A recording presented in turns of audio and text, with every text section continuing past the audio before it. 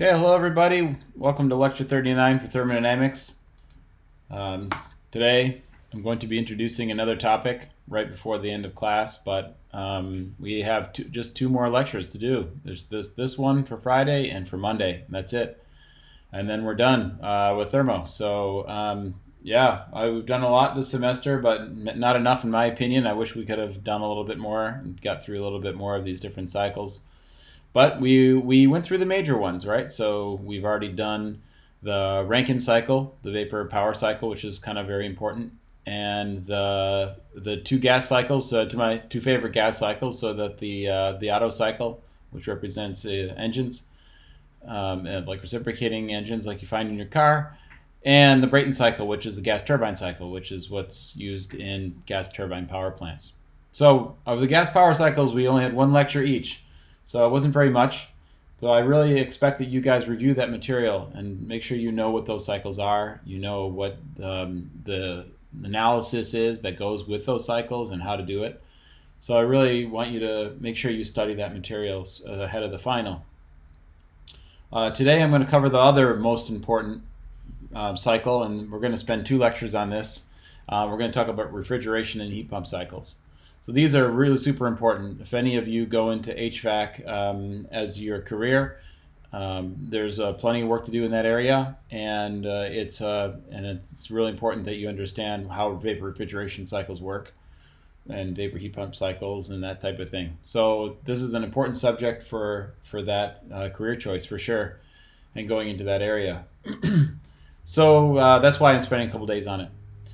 Then talking about the exam, so the exam itself is going to happen on Saturday, next Saturday, not this coming Saturday, but the following Saturday. I believe it's something in like 4 o'clock in the afternoon or something like that. That's the scheduled time according to the university. I'm going to keep that scheduled time because I don't know what's happening with your other classes, and I don't want to try to reschedule it. So I know that time is blocked for 2 hours.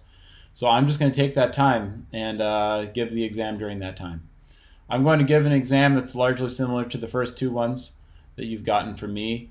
The first exam was, as I said, pretty easy. Second exam was a lot harder. I'm hoping to hit somewhere in the middle with the final exam and make one that you guys can do in time and get it done and have gives me the ability to understand where you guys are at with the material.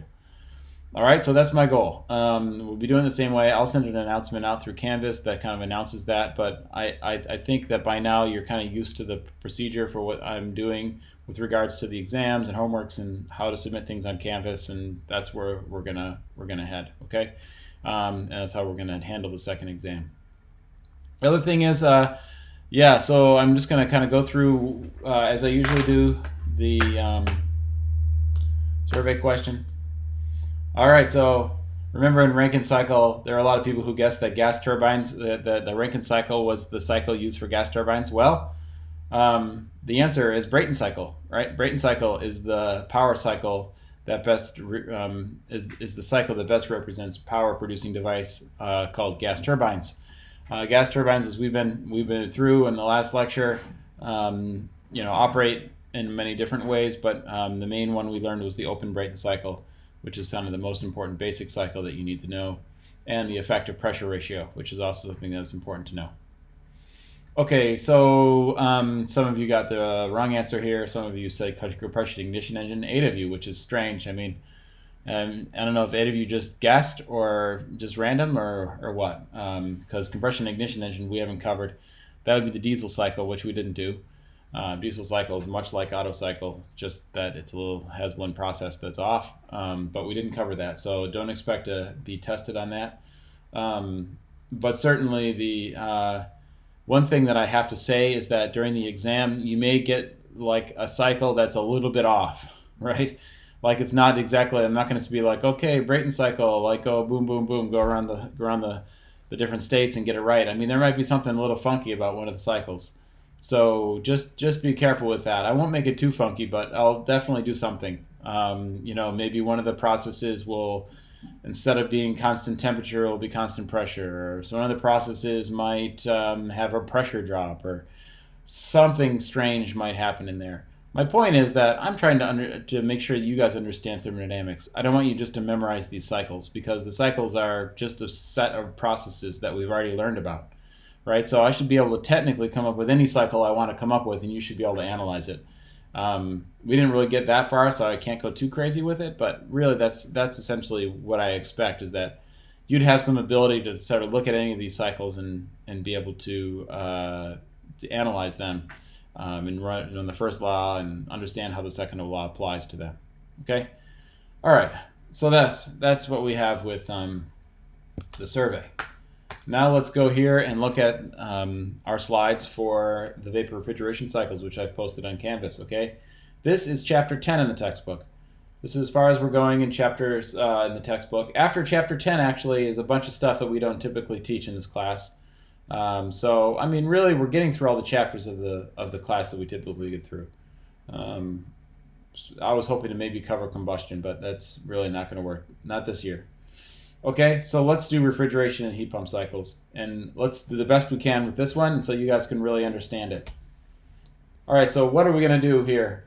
We're going to understand the basic understanding of vapor compression, refrigeration, and heat pump systems. These are the same cycle, just one runs backwards from the other. Okay? Develop and analyze thermodynamic models of vapor compression systems and their modifications, including looking at the TS diagram, looking at property data,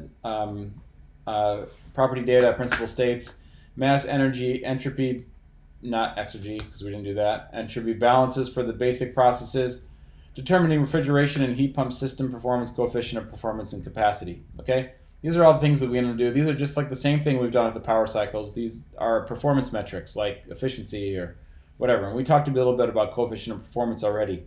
So you should know that this was coming. Okay, so yeah, we also want to explain the effects of vapor compression performance on key varying parameters and demonstrate the understanding of the operation of absorption and gas refrigeration systems. I'm not going to do gas refrigeration systems. I'm going to do absorption refrigeration systems for Monday's lecture. Absorption systems are kind of a newfangled way to do refrigeration systems, which are kind of important for, in these days, of renewable energy. So I'd like to get to that. We'll see if we can get to that on Monday's lecture. Okay, here we go. The most common use in refrigeration cycle today is the one that's shown in the diagram. This is used in refrigerators, it's used in houses, it's used in large HVAC systems, it's used in all sorts of systems, window air conditioners, cars. It's used everywhere where you have a refrigeration system required. Also, like chillers that drop water out from the air, for example, use this cycle. Okay, so there's 4 principal control volumes or devices inside the refrigeration cycle. And these consist of the condenser. We'll just start at number 1. Start at number 1. First, you got to compress some stuff. So you're going to compress some gas, superheated vapor, hopefully. And you compress it up to some pressure, and then you condense it at the same pressure. Okay, and that's where you get the hot stuff out, the condenser side. And then you go through an expansion valve, and then you expand through, and what happens is it drops the pressure. Remember expansion valves, like nozzles and expansion valves, it's delta P. So there's a 2-phase liquid vapor mixture at the end, so you get to the end, and then you go through an evaporator, which then you put heat in, and the heat in comes from the cold side. So you're actually putting heat in from outside to evaporate, or you're putting heat in from the room to evaporate this stuff, and you're cooling it down. Okay, so it's kind of an interesting thing. It's kind of the opposite of it's almost identical to the opposite of a Rankine cycle, but it's not quite a Rankine cycle because it has, instead of a turbine, it has an expansion valve. Okay, so this is the way it works. It's a pretty simple system. It's a lot easier when we draw a TS diagram, which we'll do here in a second, to see what's happening. Okay, so here we go. The processes of the cycle are 4-to-1. So we're going for 4-to-1. 2-phase liquid vapor mixture of refrigerant. So oftentimes we don't use water for this cycle because water has a boiling point that's much higher than what you want to do to cool. So 100 degrees C would not be a good temperature for cooling. And so we want to make sure, and then you'd have to have like really low pressure in there, and it wouldn't work. But for some things, like refrigerants, the boiling point is really cold. Boiling point is like, I don't know, boiling point's like at atmospheric pressure or whatever pressure you're at, is at, I don't know, like 5 degrees C or something like that, right? So you boil off these things, like ammonia, for example, or something like that. And then, or these R12 or R22. Remember, we've done these R's. These are refrigerants. All right. And then the vapor refrigerant. So you've boiled it, and then the vapor refrigerant is then compressed at relatively high temperature and pressure, requiring work input. So then we use the compressor to pump up this hot stuff, and then you condense by rejecting heat to the cooler surroundings. And then you reject heat, so it's a little hotter than the outside where the condenser is. Then you have an expansion valve, and then expansion valve is the thing that drops the pressure again, and then you're back to two-phase, and you go around the loop again. All right, engineering model. So each component analyzes control volume in steady state, like we've done before, just like the vapor power cycle. These are control volumes, right? Just like we did the Brayton cycle and the vapor power cycle, or the Brayton cycle, and the vapor refrigeration cycle. The dry compression is presumed. The refrigerant is a vapor. We don't want to compress a two-phase liquid. It's not pretty. You don't want to do that. You want to make sure that you're compressing a gas.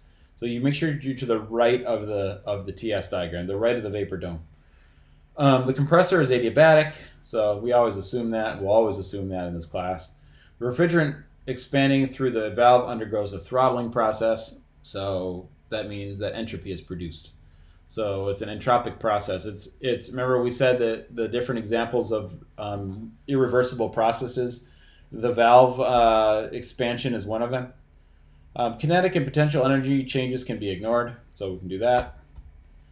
All right, now if we just look at the evaporator itself, we know that the evaporator is just essentially, there's no kinetic or potential energy, so for an ideal refrigeration cycle, we don't worry about that. So the refrigeration cycle has an evaporator, which has the little q equals H1 minus H4. The term Q in is referred to as refrigeration capacity. So the capacity is like, how much can you cool, Q in, right? So Q in is actually coming from the room or your food container or the refrigerator, like we did in the first exam, right? So this is the capacity. Oftentimes when you order like an air conditioner, it'll tell you how many BTUs it is. BTUs, right? BTU per hour is what they mean, and BTU is a unit of refrigeration capacity. How much can we cool, right? Yeah, it's hard to gauge what that means, but I guess if you're an HVAC engineer, you have a really good sense of how much a BTU is. But in a common alternate unit is the ton refrigeration, which equals 200 BTUs per minute, or about 211 kilojoules per minute. Don't ask me why this is. I have no idea where they picked 200 BTUs per minute, but this is one of those HVAC things, you know, like there's a whole field that does something, and this is the convention that they use. So sometimes you'll hear, like, you'll have like a 50-ton refrigeration system or a 50-ton chiller or something like that. So that means that's the capacity is equals 200 BTUs per minute. Okay, so we're probably not going to use BTUs, but yeah, oh boy. Yeah, it's 211 kilojoules, so we're going to actually do an example. I'm just looking at the solution of an example. It looks like we're actually going to use tons capacity, but that's okay. It's just a simple conversion of 211 kilojoules per minute in SI units into tons, so no big deal. It's just a simple unit conversion. Okay, next. The vapor compression, the compression process. So then this is just the same as what we've done before. It's a gas, but we can't use ideal gas law. Please do not use ideal gas law, even though it's in the superheated region. Use the tables for superheated. Just do that, okay? I don't want to see ideal gas law for a refrigeration cycle. I just don't want to see it. Makes me upset. I don't like it. Okay, condenser. Little q out. So this is where we condense. This is q out equals H2 minus H3. So that's happening usually outside, system outside. Outside a house. That's the heat rejection. It's rejecting heat to the outside. And you want to condense. at that point. Okay, expansion valve. Assuming a throttling process, you have H4 equals H3. So you've got a valve, and essentially it's isenthalpic. We say isenthalpic, meaning the enthalpies are the same. Because there's no work, right? Because there's no turning things inside a valve. There's no heat, because we assume it's adiabatic. And there's no kinetic or potential energy changes, and it's steady state. So dE dt is 0. So what you got is H in equals H out, right? And we've done this before. And so essentially we have this isenthalpic process, which is not isentropic, isenthalpic. It's not you can't have an isentropic valve, because if you did, then it would be reversible, and we can't have reversible expansion, right? Because that's not possible. Okay, by the laws of thermo. All right, so the performance parameters here. Coefficient of performance is the one we've talked about before. So that's Q whenever work of the compressor. So that's how much work we put in. So before we were doing it like Q is Q in. It's like what you want or what you get in. So what you want is the Q in, which is the capacity. So it's capacity divided by the work that you have to put into the compressor in the case of a vapor refrigeration cycle. In this case, it's just given by the enthalpy differences, which you can calculate, which we will calculate.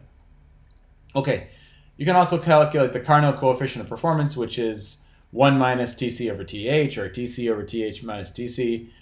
This represents the maximum thermal theoretical coefficient of performance of any refrigeration cycle between cold and hot regions. You can never achieve it with a vapor refrigeration cycle the way it is, because you don't have isothermal processes, so it's not exactly like a Carnot cycle. It's a little different than a Carnot cycle. You can have a Carnot refrigerator, but I don't know how you're going to get isothermal processes during that. I mean, that's not going to be really possible. So what we've got is a vapor refrigeration cycle instead, which looks like this in the TS diagram. Oh, this TS diagram is sort of in a weird spot. Let me move it. All right, let's put it up here. All right, that's better. Oh, okay. So the heat transfers, oops, what happened? Okay, heat transfers between refrigerant and cold regions are not reversible. Refrigerant temperature and evaporating must be less than Tc, and refrigerant temperature in the condenser is greater than Th. Warm region is like outside, for example, and the cold region is like your house. Or the hot region is your house inside, and the cold region is inside your refrigerator. So you're operating on those kinds of temperature different scales. Right. So it just depends on what kind of refrigeration cycle you're doing. But certainly there has to be a temperature or cold region has to be a little bit off of the actual temperature inside the cycle, because it's not 100% effective, the heat exchangers that we use for these things. Okay. So let's see. Let's just go through the cycle here. So process one. The process one goes from, let's say we go from 1 to 2. So 2s, okay, so this is if you have a non-ideal compressor, but whatever. So we already understand how to do this, right? So this shouldn't scare you. So if we go from 1 to 2, this is the compression process, because you see that it's in the vapor region. So we compress only in the vapor region. So we start off here. Generally, we could start off down here on the vapor dome, but right at the saturated vapor line, and go straight up to 2s, or to 2, which is just to the right. You make a little entropy in an irreversible compressor, and then you go through here at constant pressure. So this is where you're condensing. It's condenser because you're going to the left through the diagram. So you're making it from vapor to liquid. It's condensing. You got it? Okay, it's condensing. All right, 3 to 4. This is a throttling valve. Isenthalpic process, H equals constant, is not a straight up and down line. It's a straight line to the. It's a lot of a curve, but mostly a straight line going to the right. Okay, that process has entropy production, as you can see, because entropy is increasing from 3 to 4 through the valve. And then in 4, you're inside the vapor dome. Okay, but that's all right because you're in some sort of heat exchanger. This evaporator is a heat exchanger, so you have a little bit of heat that's being added from the cold region. It seems counterintuitive. You say the evaporator should be in the hot part, right? but it's not. The evaporator is at the low pressure, which means that it's getting heat at the from the low pressure side and from the cold region. Okay, so let's see. So you see that there's a temperature difference, right? So the room or whatever you're trying to cool, here's on the blue line, it's transferring heat in here to the cool. So then you can see that it's transferring in the direction of high to low. Likewise, in the condenser, you're seeing heat transfer from the working fluid inside the process to the hot fluid and at TH, right? So there's some differential temperature there. So that's just because the heat exchanger is not completely effective, not 100% effective for those two devices. All right, so coefficient of performance decreases to the increase in compressor work output. Obviously, actual refrigeration cycles have some sort of efficiency. Temperature of the refrigerant passing through evaporator is reduced relative to the temperature of the cold region. So through the condenser is increased relative to the temperature of the warming region, right? So the closer you get to the actual ambient temperature, the better. So the more effective your heat exchangers are, the better the efficiency will be. We'll probably not do too much with this, so I'm not going to talk too much about it. Irreversibilities during the compression process by the dashed line from state 1 to state 2 means that there's a little bit more work that has to go in to do this compression process, because the work would be the PDV, or the VDP across the adiabatic compressor for process 1 to 2S. But that's okay. You have a little more work in, and that's generally the most inefficient process, or the part that generates the most entropy and is the most irreversible thing that we're going to be talking about. So I think we're going to do an example with that. I'm going to do a couple examples, I think, here. Yeah, we know this equation, right? So we know the isentropic compressor efficiency is the minimum theoretical work input to the work. So we have per unit of mass flowing. So we have this equation pretty well down, right? H2S minus H1 over H2 minus H1. So the isentropic work over the actual work. All right, so we've already done this. We don't need to really emphasize that too much. So here's an example. We'll do this little kind of in slide example, and then we'll do an example written out, okay? So the table provides steady state operating data for a refrigeration cycle using R134A as the working fluid, which you have tables for. For a refrigerant mass flow of 0.08 kilograms per second, determine the compressor power, the capacity in tons, the coefficient of performance, which is the beta, and the isentropic compressor efficiency. Okay, so here we go. We got all the states. In this case, they're giving you all the thermodynamic states of all the different numbers here. 1, 2s, 2, 3, and 4. So if they give you 2 and 2s, it's pretty easy to back out the efficiency. And they give you the h. So this is pretty simple. So the compressor power is just m dot h2 minus h1, because that's how much power goes into the actual compressor. So that gives you there, you can see the numbers. You can just plug those in, pretty easy. Refrigeration capacity is Qin equals m dot h1 minus h4. So h1 minus h4 is the refrigeration capacity. That's the Qin. That's from the cold side. That's what you want, right? So that's 3.4 tons. There's the 211. You see it? So right. Oh, I can't highlight it, but yeah, you can see like the 211 is right here. 60 seconds per minute was because of course it's 211 kilojoules per minute per ton, and seconds is what's used in SI. So units. Okay, and let's see. The other thing is, okay, here's all the states are given. The coefficient of performance is given as the Qin over the work output, the work input rather, and so that gives us a beta of 3.86, which is actually really good, pretty good coefficient of performance. The isentropic compressor efficiency is given here. So this is pretty easy because we are given H2S and H2. So we can just do H2S minus H1 over H2 minus H1 to get this compressor efficiency. Pretty easy. So then get 80%. Simple. So you should be able to do this, no problem. You should be able to run through this cycle really easily. Here's something that we probably won't go over too much, but we can put these, sometimes if you end up becoming a HVAC engineer, or you end up working for Carrier, or I don't know, any of these companies that make these air conditioning systems or cooling systems, they'll often put things on a pressure enthalpy diagram, commonly used in the refrigeration What does it say? Field? Yeah, refrigeration field. So this is what the vapor dome looks like in a pH diagram, which is a little bit strange. It's kind of like a tilted over ghost, like that.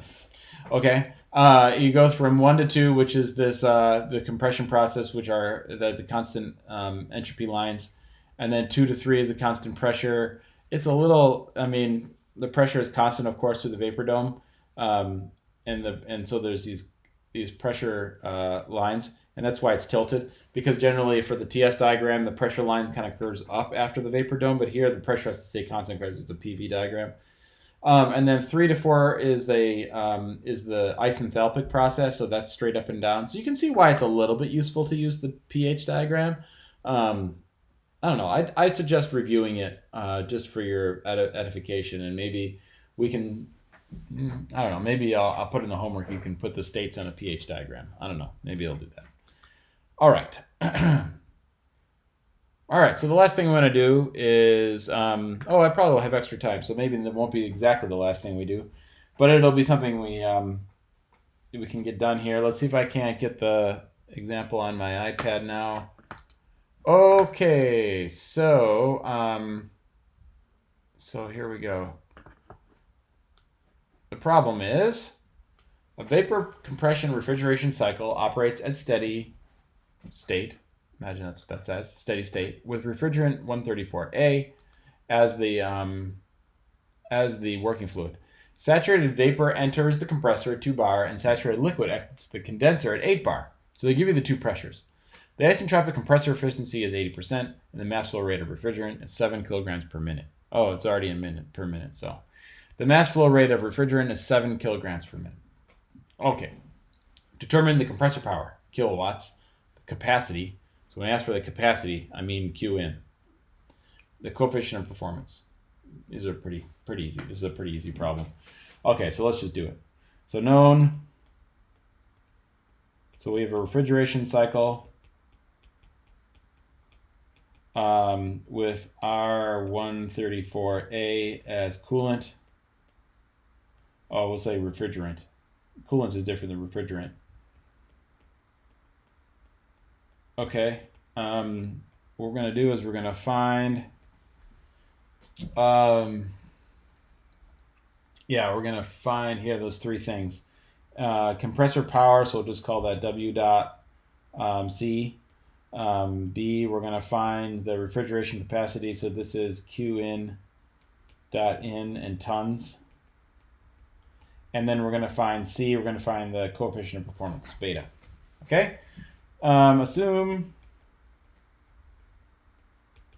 it says vapor refrigeration. So I'm going to say assume an ideal vapor refrigeration cycle with irreversible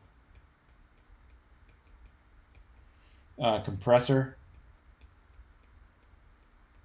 So that'd be A, and B, I'm going to assume it's at steady state. You didn't just start it up or something. Okay, it's a steady state compressor. All right, so now, oops.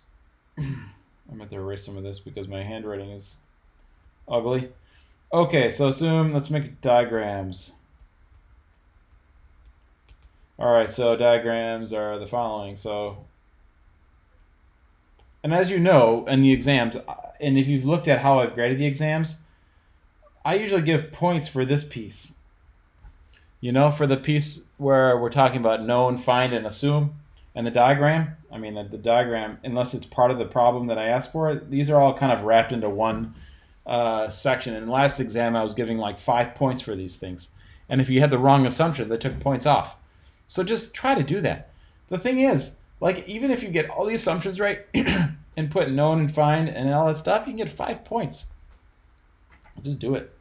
And try to be neat about it. I mean, I know I'm a little bit messy, but you guys, some of you guys are really bad, and I can hardly even read your handwriting.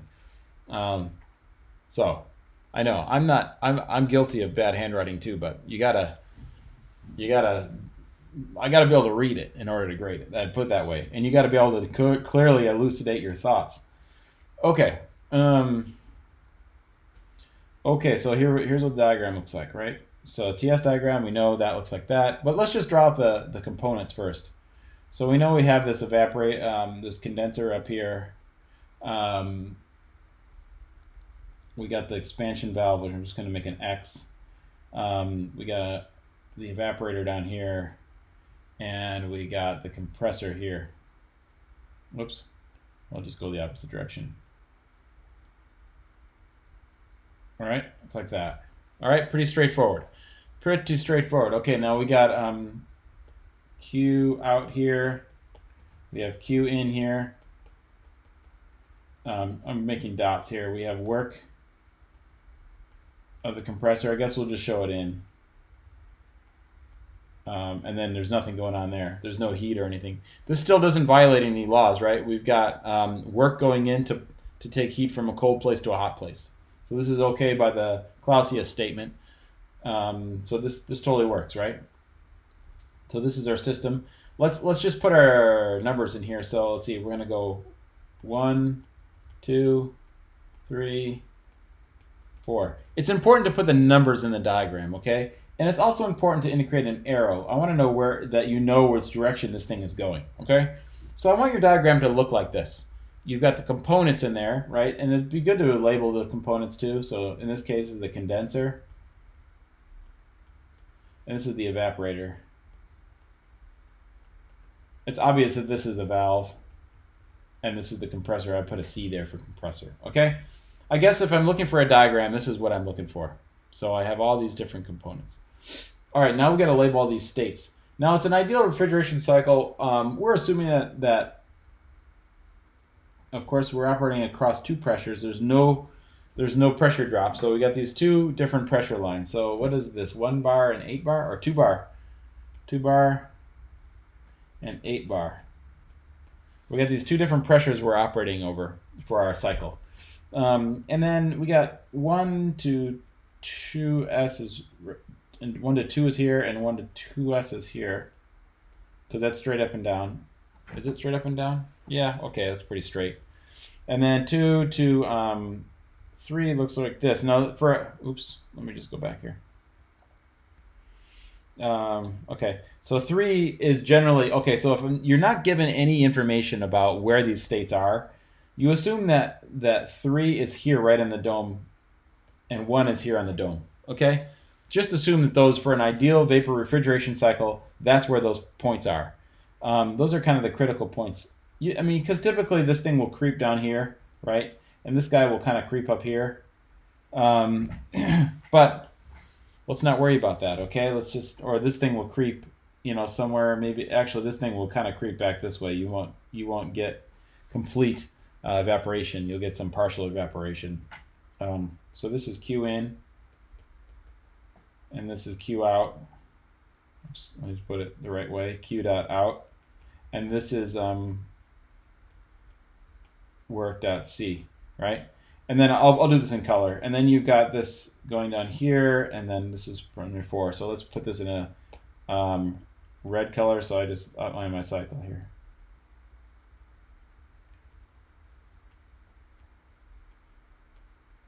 Okay, looks like that. That's what the cycle looks like. Okay, so let's just make sure my dots are kind of clearly shown here. Okay, so that's what we expect in the diagram. Okay, hopefully you can do that. I think you can. This goes for any other cycle that you want to do. You need to make a diagram that looks like this. Okay, I want to see at least all the stuff labeled 1, 2, 3, 4. I want to see that if it's an isentropic process like 1 to 2S, you can see that very clearly. As I said, I'm messy, but at least I feel like I can read this. So if it's messier than me, that's not good. That's really not good. Okay, so that's it. So now let's do the analysis. Really, the thing we got to do is just find the states. Find the states.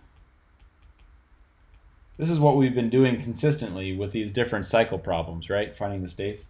So state 1, I'll put it in a circle. So state 1, we know P1 equals 2 bar. but we don't know anything else. But we know that it's saturated vapor. So that's all we need to know, because we know it's saturated vapor. So that's pretty easy. So if you look in the R134A, you find that H1 equals 241.3 kilojoules per kilogram. And because this is HF at 2 bar, based on table 130. Well, what is it? It says here, does it say A12? Table A12, okay? So now we're at each equals HF at 2 bar. And do I know anything? Yeah, I got to know S. So I got to know S1 was equal to 0.9253 kilojoules per kilogram K. Also, another thing to do on your exam, make sure you put in the units whenever you can. I know I don't always do it because I'm in a hurry, and I know you're going to be in a hurry.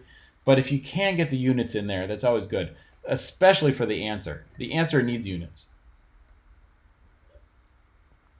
But if you can put the units in when you're writing down states, that's also good. So stay 2 here. So P2 equals 8 bar. We know it's superheated. But we also know that by the second law, we know that, we know that S1 equals S2S, which is equal to 0.9253.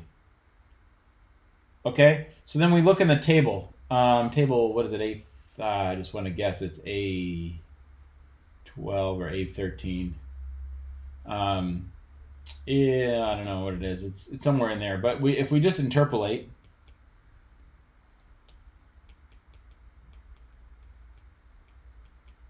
the table, or guesstimate the table, we know that H2S at 8 bar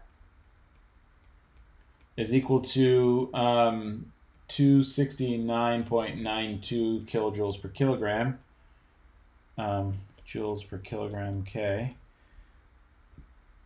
Right, and then we also know that the efficiency of the compressor is equal to H2S minus H1 over H2 minus H1.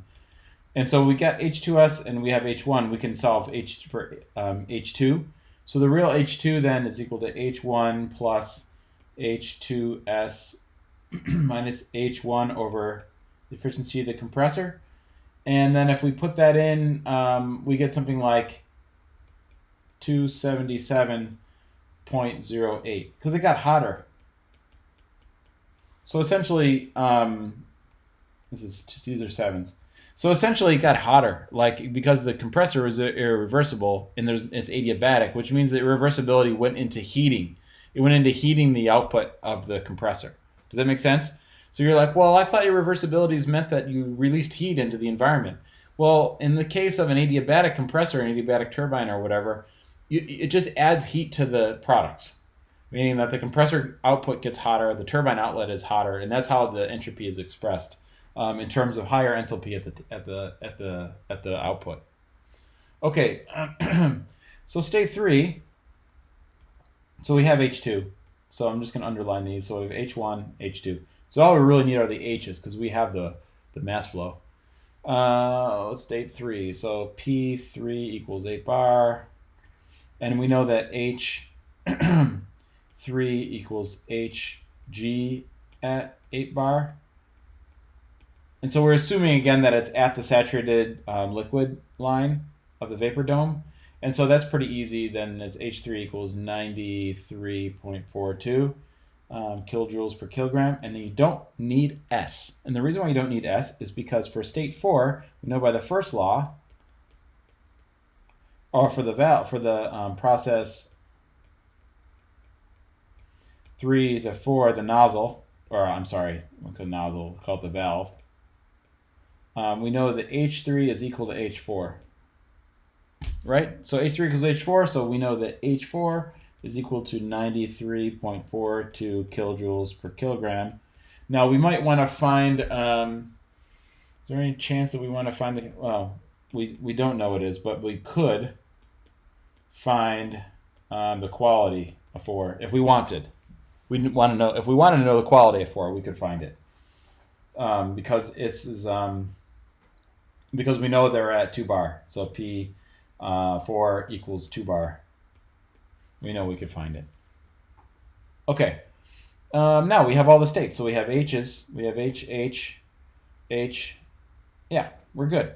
So now let's find A. So the compressor power is work. The compressor is equal to m dot H2 minus H1.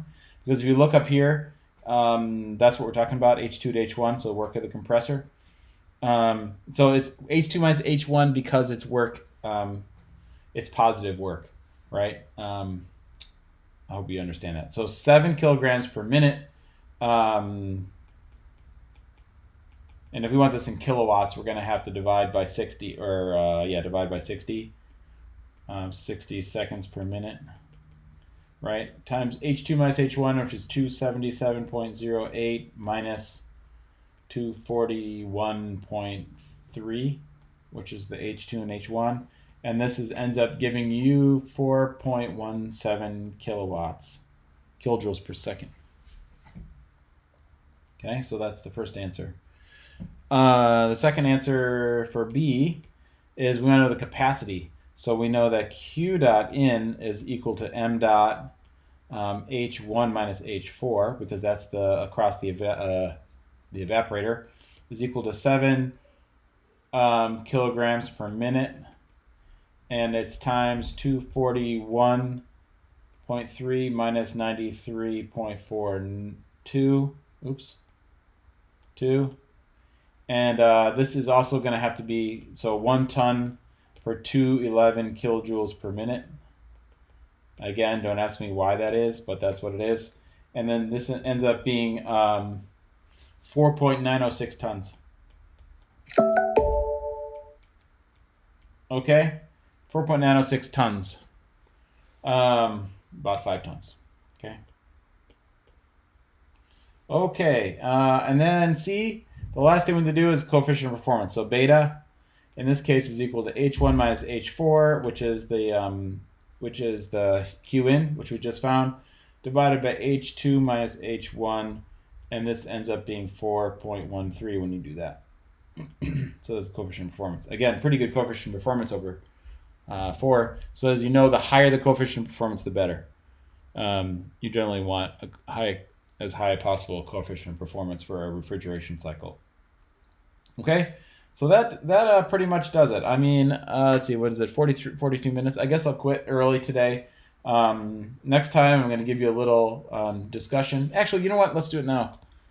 Just quickly here, as we're at the end. Let me just talk quickly about refrigerant selection, because we have 8 minutes, we might as well just use them. We're at the end of class, we might as well just take care of this, and we'll do absorbent systems next time. So, or heat pump cycles next time. So performance provides adequate coolant. So, I mean, really what you're looking for at a refrigerant is performance, safety, environmental impact. A long time ago, well, 1980s, essentially they decided that some of the refrigerants used in refrigeration systems were really bad for the ozone layer. The ozone layer up in the atmosphere is really important. In the stratosphere, like above the troposphere, is really important because it protects us from UV. And so it was a big concerted effort to try to reduce the use of CFCs, or chlorofluorocarbons, which were mainly used in refrigeration cycles. So we want to make sure we select those. So a lot of the new refrigerants that we use are much safer on the ozone layer, right? However, they also have release of these refrigerants also has impact on the global warming. They also have much higher, and sometimes comparable, usually much higher greenhouse gas potential than CO2 does. So the greenhouse warming potential is a simplified index that estimates the potential future influence on global warming, and it uses CO2 as the baseline. So things that have a GWP less than CO2 are better, and things that have higher GWP are much worse for the for greenhouse gases warming. So if you look here, you can see that some of the refrigerants that we use are 134A that we just did an example, has a 1,300 times effect. So that means 1,300 times more CO2 could be released to have the same effect as releasing one part of 134A. Luckily, we don't use much 134A. It's not the product of combustion or anything like that, like CO2 is. So we don't actually emit that much of it, but it does have a pretty significant effect on the environment. Things like ammonia, it's a refrigerant that actually has no greenhouse gas potential, so that's nice, though it is pretty stinky and toxic. Propane, we can use methane and others that also have some greenhouse gas potential, but less. Okay, so these are things to consider. Mostly, though, the performance of these are quite good, so we don't want to mess with anything else besides these refrigerants. We just like to keep them trapped. It used to be in the old days that you had to refill your car with refrigerant, like, I don't know, every year or 2 years or something. Like, you have to bring it in, and they even sell you cans of the refrigerant you could spray into your car HVAC system. But these days we don't do that. The cars are so good and those systems are so well sealed that we don't really have trouble. I mean, you have cars 100,000 miles that still have the original refrigerant in them, and they still work. So here's just a brief outline on chlorofluorocarbons and hydrofluorocarbons, on the earliest refrigerants and their adverse effect on chlorine in the Earth's stratospheric ozone layer, so it's restricted. But hydrofluorocarbons and HFC blends are chlorine-free refrigerants in R134A-YF, 1234YF, and have high levels, but they also are highly influential on greenhouse gas warming. So, of course, we're looking for different types of refrigerants to do these cycles. And I think that mainly the point is don't let them leak out of your system. Okay, so that's it. That's all I'm going to do for today. Next time, we're going to talk about heat pump cycles. And then from there, we may get an absorption refrigeration cycles, or we may not. I don't know. It just depends on how quickly I can get through the lecture and how important I think it is. Okay, so have a fantastic weekend, and I will talk to you again on Monday.